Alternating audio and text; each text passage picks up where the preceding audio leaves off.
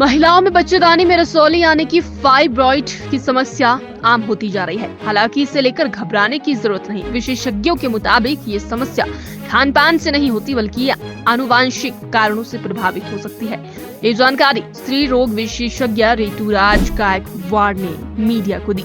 उन्होंने बताया कि अक्सर देखा गया है कि अगर परिवार में पहले किसी महिला को समस्या रही हो तो अगली पीढ़ी की सब महिलाओं में भी इसके विकसित होने की संभावना बढ़ जाती है।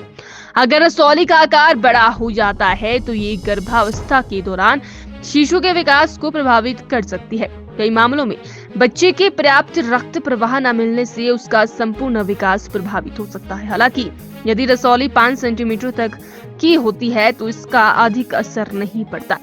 स्त्री रोग विशेषज्ञ ऋतुराज गायकवाड़ ने बताया कि हर 6 महीने में रसौली की जांच कराना बेहद जरूरी है। इससे ये पता चलता है कि इसका आकार बढ़ रहा है या नहीं। अगर रसौली का आकार बढ़ता है तो समय रहते डॉक्टर से परामर्श लेकर उचित उपचार करवाना चाहिए। अगर रसौली तेजी से बढ़ रही है या गंभीर लक्षण उत्पन्न हो रहे हैं तो इसे ऑपरेशन द्वारा हटवाना जरूरी हो सकता है। सही समय पर उपचार न करने से भविष्य में महिलाओं को अन्य स्वास्थ्य संबंधित परेशानियों का सामना करना पड़ सकता है। बच्चेदानी में जो गांठ होती है उसको नॉर्मल ले लैंग्वेज में रसौली बोलते हैं, मेडिकल लैंग्वेज में उसको यूट्राइन फाइब्रॉइड बोलते हैं। जैसे अगर इसके हम हाई रिस्क फैक्टर देखें तो अगर आप बोले कि क्या खाने पीने से ये हो सकता है या कुछ ट्रॉमा की हिस्ट्री या फिर कुछ मेडिसिन लेने के बाद ऐसा होता है, अगर ऐसा समझ रहे हो तो ऐसा कुछ नहीं है। इसके हाई रिस्क फैक्टर में ऐसा कुछ अभी तक नोटिस नहीं किया है कि किसी चीज़ के साथ इसका कोरिलेशन हो। बहुत बार ये फैमिली में रन होता है। जैसे अगर आपकी मम्मी को या उनके मम्मी को वगैरह ऐसे कुछ गांठ वगैरह अगर बच्चेदानी में होती है तो बेटियों को, उनके रिलेटिव्स को ऐसे हो सकता है। पर ये भी जैसे हेरिडेटरी फैक्टर 20-30% इसमें काम आता है।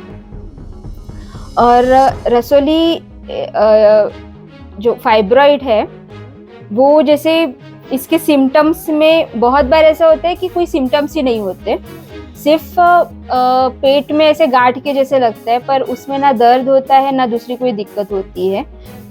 अगर रसौली के साथ प्रेगनेंसी रुकी है तो मेनली रसौली कौन सी पार्ट में है, जैसे अगर पोस्टीरियर पार्ट है यूट्रस के उसमें रसौली है तो इतना इफेक्ट होगा ऐसे नहीं बोल सकते।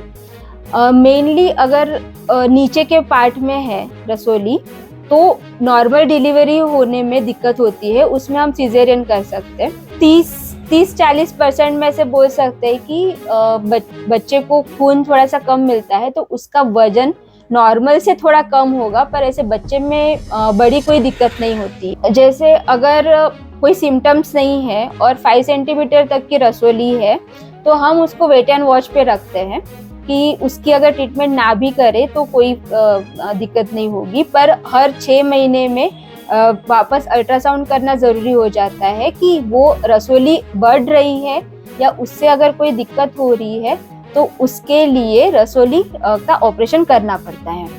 उसमें अगर औरत की एज ज़्यादा है, जैसे फैमिली वगैरह कंप्लीट हो चुकी है, 40 के आसपास है, तो हम बच्चेदानी निकालने का ऑपरेशन कर देते हैं।